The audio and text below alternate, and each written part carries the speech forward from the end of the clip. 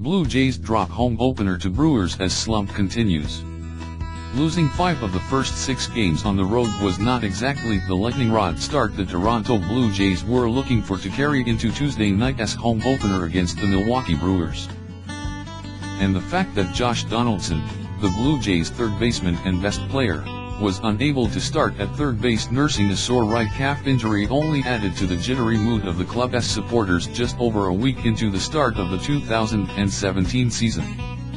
Still, the first game of the year at home is always the great equalizer, no matter if your team is considered the dregs of the division or a championship contender, the latter of which this veteran club definitely see themselves as this year. The fans still turn out in droves to show the love for the boys of summer, at least for the home opener, when everything seems shiny and new and exciting regardless of the one-loss record. And so it was Tuesday night at Rogers Center, where a long sold-out capacity gathering of close to 49,000 ecstatically welcomed back their wounded Warriors, the sting of a lousy start conveniently overlooked, at least for the time being. For the fans, it is that renewal of their bond around the game, their bond with the team. Blue Jays President and Chief Executive Officer Mark Shapiro said during an interview on the field about 2 hours prior to first pitch. And for the players it is a reminder of just how incredible it is in this market, in this city, in this country in general. If the Blue Jays don't start winning soon, they will see how quickly that tide can shift. Starter J.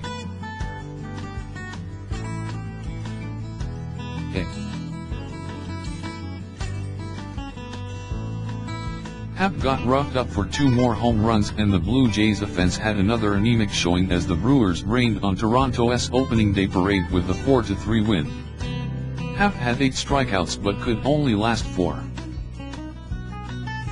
innings, allowing 4 of the Brewers' runs off 4 hits, 2 of them homers by Kean Broxton and Domingo Santana.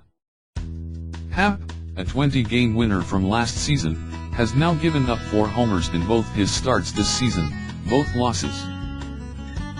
But he did not get much help from the bats in his latest setback that dropped Toronto's record to a surprising 1-6. "We're not in a good spot, that's for sure," Happ said after the game. "We're just not playing good enough to win games. We're going to come tomorrow and 154 days after that and we're going to try and change that. Unfortunately that means we're going to have to put a couple of real good weeks together to kind of get back to even, but we knew we can do that."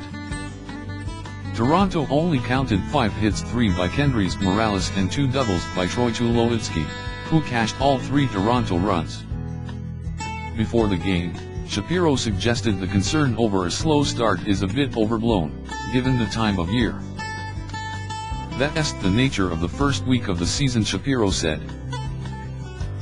"Everything gets exaggerated, everything gets accentuated." Shapiro spent a busy day on the hustings extolling the virtues of the Blue Jays, beginning with the live radio chat on CBC's Metro Morning early in the a.m. At the ballpark, he was also on with Hamilton's CHCH-TV and then CBC News Toronto before doing due diligence on Primetime Sports, broadcast live on Sportsnet, an entity of Rogers Communications Inc., which just happened to be the owners of the Blue Jays. Talk about all in the family. The show was being shot live from a small stage that was built near the front of the Blue Jay dugout in foul territory down the third baseline. Tim and Sid, another Rogers Sports Chat TV show, was also airing live on a nearby portable stage. As the fans settled into their seats for the game, Donaldson, whose injury is not expected to keep him out very long, was still given his due. It started with a video montage on the stadium's giant TV screen showing clips of Donaldson's hard-charging playing style that quickly endeared him to Toronto's baseball fans shortly after his arrival on the scene in 2015. Then Donaldson walked out to the field to a thunderous applause where he was greeted at third base by Gibbons, who presented him with the 2016 Silver Slugger Award as the American League's top-hitting third baseman. After that, newly minted Hall of Fame member Tim Raines, a Blue Jay minor league instructor, threw out the first pitch to former Blue Jay great Roberto Alomar. Givens said it is all part of the opening day mystique, which he said he can appreciate. And then when this night is over, we'll just kind of settle into the normal routines of baseball, he added. These are heady times for Toronto sports lovers, with the Maple Leafs in hockey and the Raptors in basketball both heading for the playoffs. This year, the Blue Jays are shooting for their third straight postseason appearance.